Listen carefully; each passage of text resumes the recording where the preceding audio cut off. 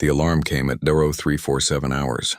Admiral Dongwu Park was already awake, reviewing fleet positions on his datapad when the emergency signal flashed red across the screen. His quarters aboard the Earth Command Station fell silent except for the persistent beeping that demanded his attention. Something was wrong. Very wrong. He tapped the screen. The message loaded slowly, as if the system itself hesitated to deliver such terrible news. Kepler Research Station. Status: destroyed. Survivors: none. Estimated casualties: 4,000 souls.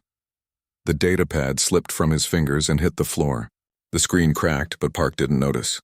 His wife worked at Kepler Station. His daughter visited her there last month and decided to stay, fascinated by the exotic matter research. They were supposed to come home next week. Park sat motionless for 5 minutes. Then he stood, straightened his uniform, and walked to the command center. His face showed nothing. His eyes were cold and distant, like he was looking at something far away that no one else could see. Kepler Station had orbited a gas giant in the Tau Ceti system for 12 years. It was a peaceful place full of scientists and their families.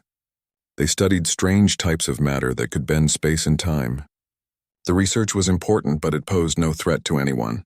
The station had no weapons, no military value.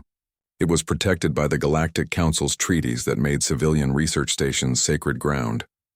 But someone had attacked it anyway. The reports coming in were clear. Antimatter missiles.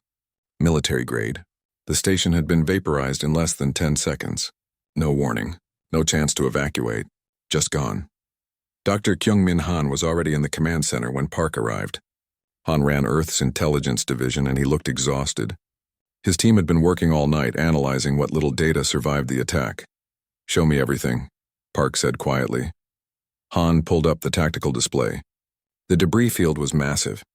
Pieces of the station were still spreading outward from the explosion point. The pattern told a story. 3 missiles, simultaneous impact, perfect targeting. This was not an accident. "The Velkorians are claiming it was our fault," Han said. "They say we were testing weapons on the station and something went wrong. They're demanding we withdraw all human presence from the Tau Ceti system immediately." Park stared at the debris field. "Do we have proof it was them?" "Give me 18 hours, Han replied. "I'll get you proof." The Velkorian Empire controlled a large portion of the galaxy. They were old, powerful, and arrogant. For 43 years since humanity joined the Galactic Council, the Velkorians had treated Earth like a primitive backwater. They made jokes about human technology. They dismissed human diplomats. They voted against Earth on every important decision. Humanity had been patient. Earth needed time to establish itself, to build relationships, to prove it belonged among the stars. So when the Velkorians were rude, humanity smiled and ignored it. When they blocked human trade routes, humanity found other paths. When they spread lies about human intentions, humanity responded with facts and data. But this was different. This was murder. 4,000 civilians. Vaporized because the Velkorians wanted the Tau Ceti system for themselves. They thought humanity would back down, would negotiate, would accept their lies and move on. They were wrong. Ambassador Haiwan Choi stood in the Galactic Council chambers and listened to 3 hours of accusations. The Velkorian delegate, a tall creature with purple skin and 4 arms, gestured dramatically as he spoke. "The humans were conducting illegal weapons research," he declared. "They endangered the entire sector with their reckless experiments. The Velkorian Empire demands immediate sanctions against Earth. We demand they withdraw from all disputed territories. We demand reparations for the danger they pose to our citizens." Other delegates murmured agreement. The Velkorians had spent decades building influence in the Council. Most species were afraid to oppose them. A few were loyal allies. The rest simply didn't care what happened to humanity. Choi took notes the entire time. Her face remained perfectly calm. When the Velkorian delegate finally finished his speech, the council speaker turned to her. "Ambassador Choi, how does Earth respond to these serious accusations?" Choi stood slowly. She had been Earth's chief diplomat for 11 years. She had swallowed insults that would make most people furious. She had smiled when she wanted to scream. She had negotiated when she wanted to fight. All for Earth, all for peace, but now, looking at the council that had failed to protect human civilians, that had failed to investigate, that had already decided humanity was guilty, she felt something cold settle in her chest. "Earth will provide a full response within 1 standard week," she said quietly. That is all. She sat down. The Valkorian delegate looked surprised.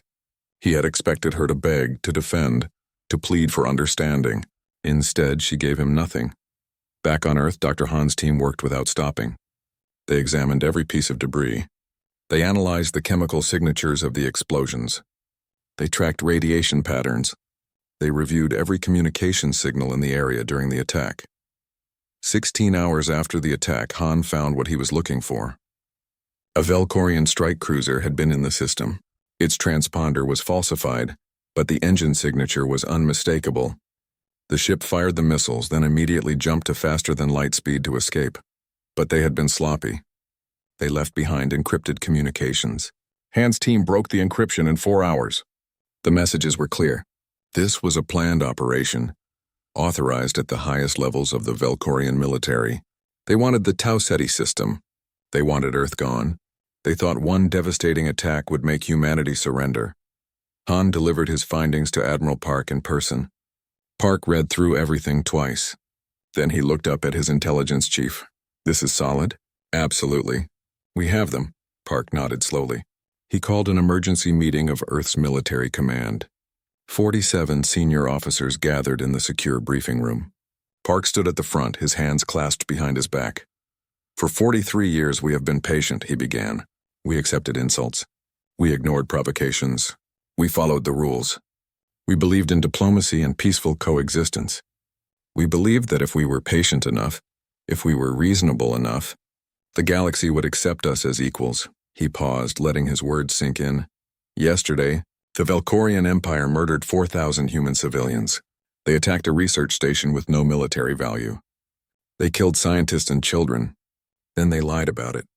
The Galactic Council, which should protect all civilizations, has instead accused us of causing our own people's deaths. The room was completely silent. We have proof of Valkorian guilt. We have their communications. We have their ship signatures. We have everything we need to prove what they did.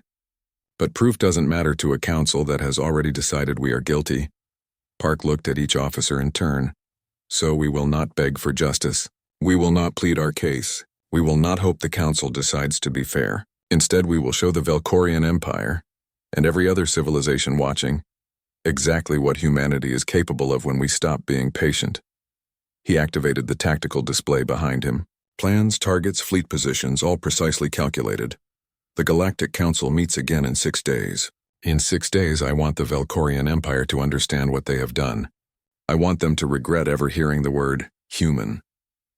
Operation Broken Crown begins at 400 hours tomorrow. Questions? There were no questions. Every officer in that room understood what was about to happen. Earth had spent 43 years building military capabilities in secret. They had refined technologies. They had trained elite forces. They had prepared for the possibility that diplomacy would fail. Now that day had come. That night, Admiral Park sat alone in his quarters. He held a photograph of his wife and daughter taken at Kepler Station 3 months ago. They were smiling, excited about their research discoveries, planning what they would do when they came home. They would never come home. Park placed the photograph carefully on his desk. He would keep it there during the operation. It would remind him why this had to be done. The Valkorians thought they were dealing with a weak species that would submit to threats. They were about to learn the truth. Humanity had been patient. But patience had limits, and those limits had just been reached. Captain Jiwan Kang checked her watch. 3 minutes to launch. Around her, the bridge of the ECS Relentless hummed with quiet activity. Her crew worked with practiced efficiency, running final system checks before they jumped into enemy territory. The Relentless was humanity's newest stealth destroyer, built using technology no other species knew existed. Its hull absorbed sensor waves instead of reflecting them. Its engines left no radiation trail. When it jumped to faster than light speed, it made no ripple that tracking systems could detect. To enemy scanners, the Relentless was invisible. Kang was 34 years old, the youngest captain in Earth's fleet. She earned her position by being smarter and faster than everyone else. Her tactical scores were perfect. Her mission success rate was 100%. Some officers resented her rapid promotion. Most were just grateful she was on their side. All stations report ready, her first officer announced. Kang nodded. Begin Operation Broken Crown. Engage stealth systems and jump to coordinates Alpha 73. The Relentless disappeared from Earth space without a trace. Across human territory, 11 other ships did the same. They were heading to 12 different Velkorian military installations. The attacks would happen simultaneously, coordinated down to the second. The Velkorians would have no warning, no time to prepare, no chance to defend. Admiral Park watched from Earth Command as the operation began. Tactical displays showed each strike team moving into position. Everything was going according to plan. In 6 hours, the Velkorians would realize they had made a terrible mistake. The Relentless emerged from faster-than-light travel deep in Velkorian space. Captain Kang studied her displays. 3 Velkorian military stations orbited nearby, exactly where intelligence said they would be. Each station had sensor arrays, weapon platforms, and communication relays. Together they monitored and protected this entire sector. Deploy Wraith drones, Kang ordered. 20 small objects launched from the Relentless. They looked like pieces of space debris, tumbling randomly through the void, but each Wraith drone was a sophisticated hunter-killer, programmed to destroy specific targets. They moved slowly toward the Velkorian stations, taking hours to close the distance. The enemy sensors saw nothing unusual, just random debris drifting past. Then, at exactly 400 hours Earth time, all 20 Wraith drones activated simultaneously. Across 12 different star systems, similar attacks began at the same moment. The Velkorians had no idea what was happening. The Wraith drones were fast. They accelerated to incredible speeds, weaving through defensive fire that came too late. They struck sensor arrays first, blinding the stations. Then they hit communication relays, preventing distress calls. Finally, they destroyed weapon platforms, leaving the stations defenseless. Total time elapsed, 4 minutes and 17 seconds. All targets neutralized, the tactical officer reported. No enemy survivors detected. Kang allowed herself a small smile. Move to secondary targets. We have 9 more objectives before dawn. Across Velkorian space, the other human ships were having similar success. 3 patrol fleets, caught completely by surprise, were destroyed before they could even identify their attackers. Human missiles appeared from nowhere, overwhelming defensive systems that were designed to stop conventional attacks. These missiles swarmed like insects, adapting to countermeasures, finding weaknesses, exploiting them ruthlessly. The Velkorians had prepared for war the way they always fought. Big ships, heavy armor, powerful weapons. They expected enemies to announce themselves, to follow standard tactical doctrine, to fight in predictable ways. Humanity fought differently. Human tactics came from centuries of total war on Earth. Surprise attacks, asymmetric warfare, electronic deception, psychological operations. Humans had refined these methods through countless conflicts, learning hard lessons in blood and fire. Now they applied those lessons against enemies who had never experienced such warfare. By 1200 hours, 18,000 Velkorian military personnel were dead. Humanity had lost 43 people, mostly from a single ship that had encountered unexpected resistance. Admiral Park reviewed the casualty reports and made a note. That ship's captain had deviated from the plan. Such mistakes could not be repeated. In the Galactic Council chambers, emergency alarms rang. Ambassador Quellith of the Dren Confederacy rushed to the Situation Room, where massive displays showed tactical data from across the galaxy. She stared in growing horror at what she saw. "By the stars," she whispered. "What is happening?" A military analyst, his face pale, provided the briefing. The humans have launched simultaneous attacks on Velkorian positions across 12 star systems. They are using stealth technology we didn't know they possessed. Their weapons are more advanced than our intelligence suggested. The Velkorians are suffering massive casualties. "This is impossible," another delegate protested. "The humans are not a military power. They have always been peaceful, diplomatic. This must be a mistake." "It is no mistake," Council Speaker Xanthar said grimly. "The humans have been attacked. 4,000 civilians killed. Now they are responding. We are watching humanity wage war." The Velkorian High Commander Thralvex called an emergency conference with his senior staff. He looked at the damage reports with disbelief. 12 installations destroyed, 3 patrol fleets eliminated, sensor networks across multiple sectors completely blind. All in less than 12 hours. How is this possible? He demanded. The humans have no significant military. They are shopkeepers and farmers playing at being diplomats. How are they doing this? His chief intelligence officer hesitated before speaking. Commander, it appears our assessment of human capabilities was incorrect. They have been developing advanced military technology in secret. Their stealth systems are far beyond anything we expected. Their tactics are unlike any warfare doctrine we have studied. Thralvik slammed his fist on the table. I want immediate counterattacks. Deploy the Fourth Fleet. Show these primitives what real military power looks like. But the Fourth Fleet never got the chance. The Relentless found them first. Captain Kang watched as the Velkorian ships moved into formation, preparing to jump to Earth space. They had no idea a human destroyer was already there, watching them from the shadows. Target the flagship, Kang ordered. Fire when ready. The Relentless launched a single missile. It was small, faster than anything the Velkorians had ever seen and completely invisible to their sensors. The missile struck the flagship's reactor core with perfect precision. The explosion was massive, taking out 3 nearby vessels in the blast. The remaining Velkorian ships scattered in panic. They fired weapons in all directions, trying to hit an enemy they could not see. The Relentless picked them off one by one, methodically destroying each target before moving to the next. Fourth Fleet destroyed, Kang reported to Earth Command. 0 human casualties. Moving to next objective, her voice was cold, emotionless. Inside, she remembered the faces from Kepler Station. She had known 23 of the researchers personally. They were good people, brilliant scientists who never hurt anyone. The Velkorians had murdered them without warning, without mercy. Now she was returning the favor. As the first day of fighting ended, Ambassador Choi prepared a message for the Galactic Council. She sat in her office on Earth, looking at images of the destruction humanity had inflicted. Part of her was horrified by the violence. Another part was grimly satisfied. The galaxy had ignored human suffering. Now they would pay attention. She recorded her message carefully, choosing each word with precision.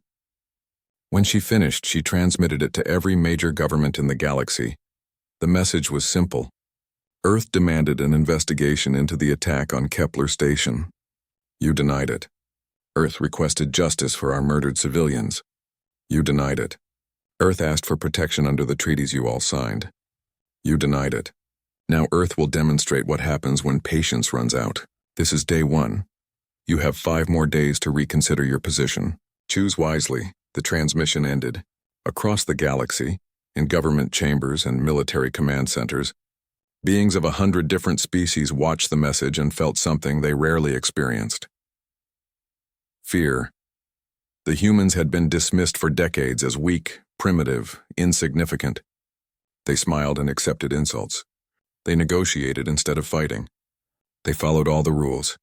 Every civilization assumed this meant humanity was harmless. But weakness and patience were not the same thing. Humanity had been patient because they chose to be, not because they had to be. And when someone finally pushed them too far, when someone murdered their families and their friends, the galaxy discovered what humans were really capable of. Admiral Park reviewed the day's results with quiet satisfaction. 12 military installations destroyed, multiple fleets eliminated, thousands of enemy casualties, human losses minimal, and this was just the beginning.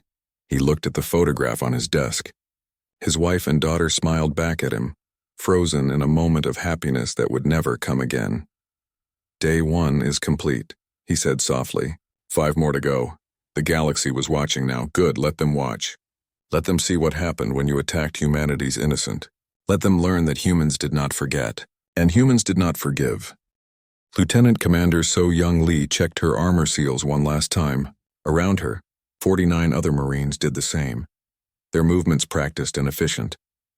They were aboard a stealth insertion craft, falling through space toward their target with all systems running silent. The target was Fortress Station 3, the primary military command center, orbiting the Velkorian homeworld. It coordinated all military operations in this sector. It held complete intelligence on Velkorian fleet positions, defensive systems, and strategic plans. And sitting in its central command chamber was High Commander Thralvex himself, the being who ordered the attack on Kepler Station. Capturing him alive would be difficult. Getting to him through 2,000 defenders would be nearly impossible. But nearly impossible was different from completely impossible, and Marine Force Recon specialized in doing the nearly impossible. 2 minutes to insertion, the pilot announced. Lee activated her helmet display. The station's layout appeared, with their entry point marked in red. Intelligence had identified a weak spot in the defensive shields. The craft would punch through there, deploy the Marines directly onto the hull, and then escape before the Velkorians knew what happened. Remember the mission, Lee told her team. We move fast, we hit hard, we secure the commander. Anyone who gets between us and our objective is a target. No mercy, no hesitation. These are the people who killed our families at Kepler Station. Show them what humans do to murderers. The Marines responded with grim silence. Each one had lost someone at Kepler. They all volunteered for this mission knowing the odds. If they succeeded, it would change the war. If they failed, at least they would take many enemies with them. The insertion craft hit the station at incredible speed. Cutting charges blew through the hull plating. The Marines poured through the breach before the alarms even started. Inside, Velkorian security forces scrambled to respond, confused and disorganized. Human-powered armor was a marvel of technology. It enhanced strength, speed, and reflexes beyond normal limits. It included shields that could stop most weapons. Built-in computers tracked enemy positions and highlighted optimal firing solutions. A Marine in powered armor was worth 10 regular soldiers. The Velkorians had never faced anything like it. Lee's team moved through the station like a precision instrument. They advanced in coordinated groups covering each other, clearing rooms with brutal efficiency. Velkorian defenders fired back desperately, but their weapons barely scratched the human armor. Meanwhile, human weapons cut through Velkorian defenses like they were paper. Contact Section 7, one Marine reported. 40 hostiles, heavy weapons. Eliminate them, Lee ordered. The Marines deployed grenades that filled the corridor with smart micro-explosives. The tiny charges found enemies and detonated with perfect timing. When the smoke cleared, all 40 Velkorians were down. The Marines continued forward without pausing. Back on Earth, Admiral Park watched the operation through combat feeds from the Marines' helmet cameras. Dr. Han stood beside him, monitoring intelligence updates as they captured station computers. They are performing exceptionally, Han observed. Current casualty ratio is 200 to 1 in our favor. Park nodded. Commander Lee trained them well, but the hard part is still ahead. Thralvex will have his best guards with him. On the station, Lee's team reached the central command section. Heavy blast doors blocked their path. These were designed to withstand ship weapons impossible to breach with standard equipment. Lee smiled inside her helmet.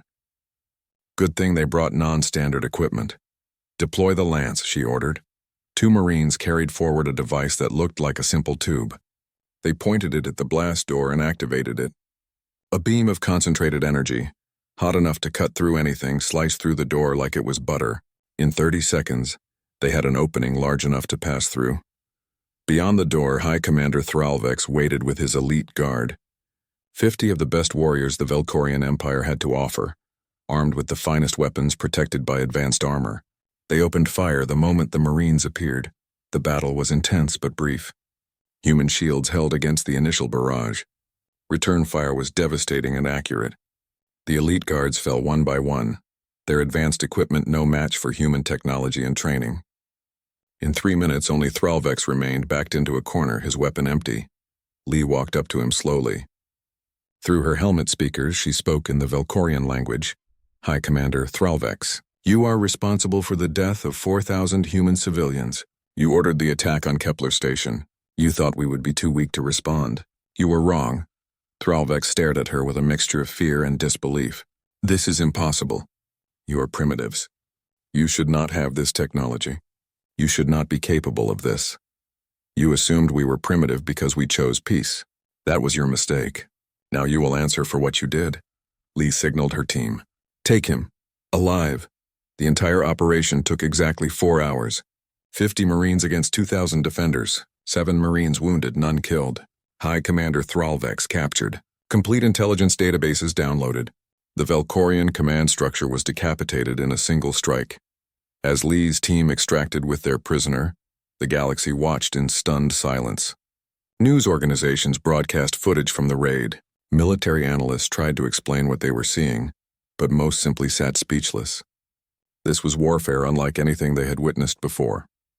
The next day, Dr. Han held a press conference. Behind him, screens displayed evidence his team had collected. Communication logs, orders, tactical plans. Everything that proved the Velkorian Empire had deliberately attacked Kepler Station.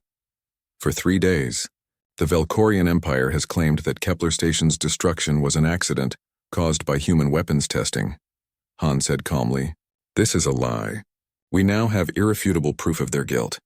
He displayed the first document. This is the original attack order, signed by High Commander Thralvex himself. It explicitly states that Kepler Station is to be destroyed with antimatter weapons, with casualties expected to exceed 4,000. More documents appeared. Each one damning, each one proving beyond doubt that the attack was planned, deliberate, and authorized at the highest levels. "We are releasing all of this evidence to every news organization in the galaxy," Han continued. "We are also releasing High Commander Thralvex's confession, obtained during his capture. The Velkorian Empire murdered 4,000 innocent civilians. They lied about it. They blamed us. Now the truth is revealed. The impact was immediate. Across the galaxy, public opinion shifted dramatically. Governments that had supported the Velkorians suddenly distanced themselves. 3 allied civilizations formally withdrew their support. The Velkorian Empire's diplomatic standing collapsed overnight. In the Galactic Council chambers, the Velkorian delegate sat alone, abandoned by former allies. Ambassador Quelith watched with mixed feelings. She felt vindicated that the truth was revealed, but horrified by the violence it had taken to get there. Ambassador Choi delivered another message to the council. This time her tone was even colder. "We have proven who attacked Kepler Station. We have proven they lied. We have proven their guilt beyond any doubt. The Velkorian Empire has 72 hours to surrender unconditionally. If they refuse, we will continue our operations. We will not stop until justice is served. The choice is theirs." The Velkorian government met in emergency session. Their military was in chaos. Their commander was captured. Their lies were exposed, and human forces were systematically destroying everything they threw against them. Some officials argued for surrender. Others demanded they fight to the last ship. The debate raged for hours while human forces continued their advance. On the 4th day, Earth's 2nd and 3rd fleets arrived in Velkorian space. Not stealthily this time, but openly, proudly. 200 warships moved into position around the 3 primary Velkorian worlds. They did not attack. They simply took position and waited. Then something extraordinary happened. The human ships activated systems the Velkorians had never seen before. Space itself seemed to twist and fold around their worlds. Suddenly, no ship could enter or leave using faster-than-light travel. The Velkorian Empire was completely isolated. This technology came from Kepler Station, the exotic matter research that had fascinated Park's wife and daughter. The discoveries that had made them so excited in those last messages home. Humanity had turned their research into a weapon that could trap entire civilizations. Admiral Park broadcast a final message to the Velkorian government. "Your fleets are destroyed. Your commander is captured. Your lies are exposed. Your worlds are blockaded. You have 48 hours to surrender unconditionally. After that, we will demonstrate what happens when you refuse to accept justice." He paused, looking directly into the camera. "You should have left Kepler Station alone. Those were civilians. Scientists, families, they posed no threat to anyone. But you killed them anyway because you thought we were weak. You thought we would do nothing. Now you know the truth. Humanity does not forget, humanity does not forgive, and humanity will have justice one way or another." The transmission ended. Across the Velkorian Empire, in government offices and military bases, the Velkorian Regent Council gathered in their emergency chamber deep beneath the surface of their homeworld. Above them, human warships maintained their blockade, cutting off all escape routes. The council members looked exhausted, defeated. 4 days ago, they had been confident rulers of a powerful empire. Now they were trapped, facing total destruction. Regent Prime Velkorak spoke first, his voice heavy with resignation. "We must face reality. Our military is destroyed. Our fleets are gone. Our people are terrified. The humans have demonstrated capabilities far beyond anything we imagined. If we continue to resist, they will destroy us completely. Surrender is unthinkable," another regent protested. "We are the Velkorian Empire. We do not bow to primitives." "They are not primitives," Velkorax replied sharply. "That was our mistake. We dismissed them as weak because they chose diplomacy. We attacked their civilians thinking they would not respond. We were fools, and now our empire pays the price for our foolishness. The chamber fell silent. Everyone knew he was right. The evidence was overwhelming. Human military technology was decades ahead of what intelligence reports had suggested. Their tactics were ruthlessly effective. Their soldiers fought with a precision and determination that no Velkorian force could match. "What are their demands?" a regent asked quietly. Velkorax displayed the human ultimatum. The terms were harsh but not unreasonable. Complete demilitarization, reparations for Kepler Station victims, territorial concessions in disputed areas, war crime tribunals for all officers involved in the attack. The Velkorian Empire would survive, but it would never again threaten anyone. "If we refuse," someone asked, though everyone knew the answer, "then they will continue their attacks. They have made it clear they will not stop until justice is served. They speak of justice, but what they really seek is revenge. And after what we did to their people, can we blame them?" The vote was called. It was not unanimous, but the result was clear. The Velkorian Empire would surrender. After centuries of dominance, they would bow to a species they had dismissed as irrelevant. Admiral Park received the surrender notification while standing on the bridge of his flagship. He read it twice, making sure he understood correctly. Then he looked at Dr. Han, who stood beside him. "It is over," Park said quietly. Han nodded. 5 days. "We broke their empire in 5 days. Was it worth it?" an aide asked. The young officer looked troubled. "We killed so many of them. Tens of thousands dead. Was that justice or revenge?" Park was quiet for a long moment. He thought about his wife and daughter, about their excitement over their research, about the last message they sent him full of joy and discovery. He thought about the 4,000 other souls who died at Kepler Station, all innocent, all murdered for political gain. "It had to be done," he finally said. "They attacked our civilians and expected no consequences. If we had done nothing, every species in the galaxy would think humanity was weak. They would think they could attack us without fear. How many more would die then? No, this had to be done. They needed to learn that actions have consequences. The entire galaxy needed to learn that lesson." The Galactic Council convened an emergency session. Ambassador Choi stood before them, watching as they debated humanity's demands. The discussion was heated but brief. No one wanted to be seen supporting the Velkorians now that their guilt was proven. No one wanted to risk becoming humanity's next target. Council Speaker Ixanthar called for a vote. The result was unanimous. The Council would accept Earth's terms. The Velkorian Empire would be demilitarized. Reparations would be paid. War criminals would face justice, but that was not all. The Council also voted to grant humanity a permanent seat on the Security Council, giving Earth veto power over major decisions. It was an unprecedented move for such a young civilization. But after witnessing human military capabilities, no one dared object. Choi accepted the position with a small nod. She showed no emotion, no triumph. Inside, she felt hollow. They had won, yes, but the cost was terrible. 4,000 innocent deaths could never be balanced by any amount of military victory. She delivered one final statement to the Council. Her voice was calm, measured, but carried an edge of cold steel. For 43 years, Earth has sought peace through patience. We believed in diplomacy, in negotiation, and following the established rules. We believed the Galactic Council would protect all civilizations equally. We were wrong. She paused, looking at each delegate in turn. When our people were murdered, you accused us of causing our own tragedy. When we presented evidence of our innocence, you ignored it. When we asked for justice, you denied it. So we took matters into our own hands. In 6 days, we demonstrated what humanity is capable of when patience runs out. Let this be a lesson to all civilizations. Humanity does not seek war. We prefer peace, cooperation, mutual understanding. But we will not tolerate injustice. We will not allow our people to be murdered without consequence. We buried 4,000 souls at Kepler Station.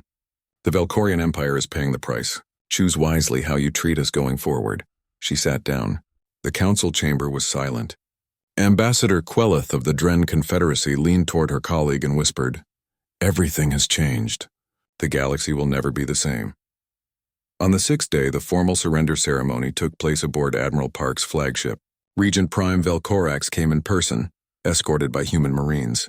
He looked aged, defeated, a shadow of the confident leader he had been a week ago. Park met him in the main conference room. No ceremony, no grand speeches. Just two leaders facing each other across a table, one victorious, one vanquished. "You understand the terms?" Park asked. "Yes." Velcrax replied. My empire is finished. Our military will be dismantled. Our territories reduced. Our officers face trial. We will pay reparations for generations. All because High Commander Thralvix thought attacking a civilian research station was acceptable strategy. All because you underestimated humanity, Park corrected. You thought we were weak. You thought we would not respond. That was your mistake. Velcrax signed the surrender documents. His hands trembled slightly as he placed his seal on each page. When he finished, he looked up at Park with a mixture of fear and curiosity. How did you do this? Our intelligence said you had no significant military capability. We believed you were shopkeepers and farmers. How did you hide such advanced technology? Park allowed himself a thin smile. We did not hide it. You simply never looked carefully enough. You assumed we were weak because we chose diplomacy. You mistook patience for inability. Humanity has been fighting wars for thousands of years. We know warfare better than any species in this galaxy. We just prefer not to fight when we can avoid it. But when you do fight, you fight to win completely. Yes, Park agreed. When you force us to fight, we fight to win completely, decisively, overwhelmingly, so that the lesson is learned and never needs to be repeated. Velcrax stood to leave. At the door, he turned back. What will you do now? With such power, you could conquer half the galaxy. We will do what we have always wanted to do, Park replied. We will pursue peace. We will protect those who need protection. We will ensure that no one else suffers what Kepler Station suffered. Power is not about conquest. It is about ensuring justice. After Velcrax left, Park stood alone in the conference room. Through the viewport, he could see Earth in the distance, blue and beautiful against the darkness of space. Somewhere down there, in a memorial garden, his wife and daughter's names were carved into stone along with 4,000 others. Captain Kang arrived for her debriefing. She looked tired but satisfied. Her ship had performed perfectly throughout the campaign. It is over, Park told her. The Velcorians have surrendered. Justice has been served. Kang nodded. Does it feel like justice, Admiral? Or does it feel like revenge? Park considered the question carefully. Perhaps it is both. Perhaps justice and revenge are not so different when the crime is great enough. What matters is that it is done. The galaxy knows now what happens when humanity loses patience. They know we will not tolerate the murder of our people. That knowledge will save lives in the future. Lieutenant Commander Lee joined them, fresh from receiving her promotion to Major. She had been awarded the Interstellar Medal of Valor for leading the raid on Fortress Station 3. News organizations across the galaxy were calling her a hero. She refused all interviews. What now, Admiral? She asked. Park smiled slightly. Now we go home. We honor our dead. We rebuild, and we ensure this never happens again. 6 days changed everything. Now we must figure out how to live with what we have become. The galaxy had learned its lesson. Humanity was no longer the patient, diplomatic newcomer. They were a power to be respected, feared, and never again underestimated. 6 days had been enough to demonstrate that truth to everyone watching. 6 months after the war ended, Admiral Dongwu Park stood at the dedication ceremony for the rebuilt Kepler Research Station. The new station was massive, 3 times larger than the original, with the most advanced research facilities in the galaxy. But more importantly, it was defended. Weapons platforms orbited nearby. Warships patrolled the system. No one would ever attack this station again. The station's official name was now Kepler Memorial Station for Advanced Sciences. A memorial wall in the main concourse listed all 4,000 names of those who died in the original attack. Park stood before that wall, his hand resting on 2 names carved into the stone. His wife, his daughter. We did not forget, he said quietly, and the galaxy never will. Behind him, hundreds of dignitaries from dozens of worlds waited for the ceremony to begin. But Park took his time. This moment was personal. The war had been about justice, about sending a message, about protecting humanity's future. But it had also been about these 4,000 souls, each one precious, each one mourned. Captain Jiwan Kang, now Rear Admiral Kang, approached quietly. She carried flowers, which she placed at the base of the memorial wall. 23 names on that wall were people she had known personally, researchers she had worked with before joining the military, friends who shared her passion for understanding the universe. They would be proud of what this place has become, Kang said. The research will continue. Their work will not be forgotten. Park nodded. The Valkorians tried to destroy human research out of greed and arrogance. Instead, they inspired us to make it stronger than ever. There is justice in that. The 6 months since the war had transformed Earth's position in galactic politics. The Six-Day War, as historians now called it, was studied in every military academy across 1,000 worlds. Human tactics had revolutionized thinking about modern warfare. Human technology was the most sought-after commodity in the galaxy, but Earth was careful about sharing its advantages. Admiral Park, now appointed as Earth's first Supreme Commander of Unified Forces, oversaw strict controls on military technology exports. Some allies received limited access. Most did not. Humanity would help defend others, but it would maintain its edge. Other civilizations approached Earth with newfound respect. Some sought alliance. Others sought trade agreements. A few expressed fear, worried that humanity might use its power for conquest. Ambassador Choi handled each relationship with the same cold precision she had shown during the war.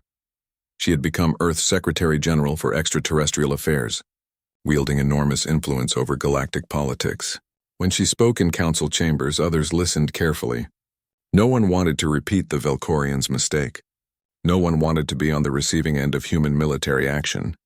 The Valkorian Empire itself was a shadow of its former power. Their military had been completely dismantled. Their fleets were scrap metal. Their territories were reduced to their 3 core worlds. War crime tribunals had sentenced dozens of officers, including High Commander Thralvex, to long prison terms. But humanity did not seek their complete destruction. The peace terms were harsh but fair. The Valkorians were given the chance to rebuild as a peaceful civilization. Some humans argued this was too lenient. Park disagreed. The goal had never been genocide or revenge. It was justice and deterrence. Both had been achieved. Major So-Young Lee stood with her Marines at the dedication ceremony. Her team had become legendary across the galaxy for their raid on Fortress Station 3. Military analysts still debated how 50 Marines had fought through 2,000 defenders. Some claimed it was impossible, that the reports must be exaggerated. Lee knew the truth. It was not impossible. It was just what happened when highly trained, highly motivated soldiers used superior technology and tactics against an enemy that underestimated them. The same lesson the entire war had taught.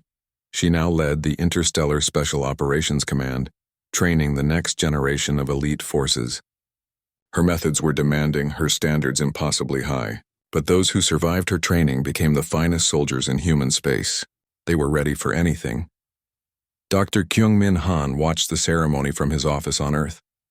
He had been promoted to Director of Strategic Intelligence, responsible for ensuring humanity was never caught off guard again. His network now spanned the entire galaxy, gathering information, analyzing threats, predicting problems before they became crises. The database his team had assembled was the most comprehensive collection of alien military capabilities in existence. Every species, every weapon system, every tactical doctrine, Earth would never again face an enemy without knowing exactly what to expect. Han had also overseen the creation of new defense treaties. 47 smaller civilizations, previously intimidated by larger powers, had joined the Terran Alliance. The alliance treaty was simple. If any member was attacked, Earth would respond. The alliance was small now, but it was growing. Beings across the galaxy were learning that Earth protected its friends as fiercely as it avenged its dead. Piracy in human-protected space had dropped to 0. A few pirates tried their luck in the early days. They learned quickly that human warships showed no mercy to those who preyed on civilians.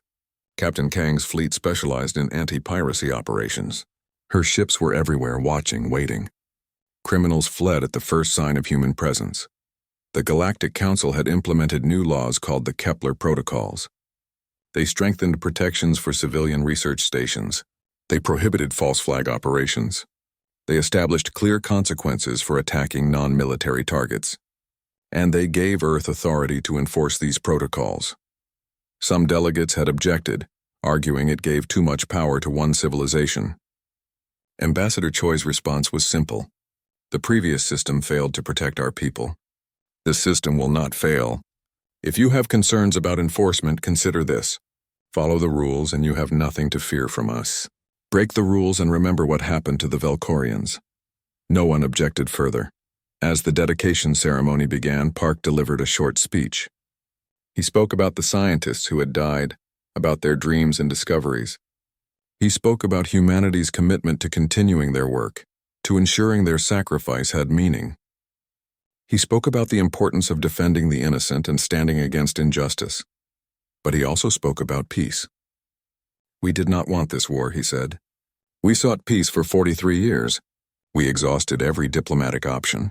Only when forced did we demonstrate our true capabilities. Now that the galaxy knows what humanity can do, we hope we never need to do it again. We hope that 6 days were enough." The new station went operational that day. Scientists from across the galaxy came to study there, conducting research that would benefit all civilizations. The exotic matter discoveries that had fascinated Park's family now powered defensive systems that protected the entire station. Their work lived on, transformed into something that would save lives rather than end them. That evening, Park returned to his quarters aboard Earth Command Station. The photograph of his wife and daughter still sat on his desk, in the same place it had been during the war. He looked at their smiling faces for a long time. "We got them," he said softly to the photograph. "Justice was served. The galaxy learned its lesson. You can rest now, but could he rest? Could any of them rest after what they had done? The victory was complete. The justice was served. The lesson was taught. Yet the weight remained. 4,000 innocent deaths, tens of thousands of enemy casualties. A galaxy forever changed by 6 days of overwhelming violence." Park thought about Velcorax's question. What would humanity do with such power? The answer was important. Power without wisdom led to tyranny. Power without restraint led to atrocity. Humanity had demonstrated it could wage war with devastating efficiency. Now it needed to demonstrate it could wield power with equal wisdom. The months ahead would be crucial. Earth was negotiating new treaties, forming new alliances, establishing new norms for galactic behavior. They were building a system where justice was enforced, where the weak were protected, where civilian lives were sacred. The Kepler protocols were just the beginning, across the galaxy.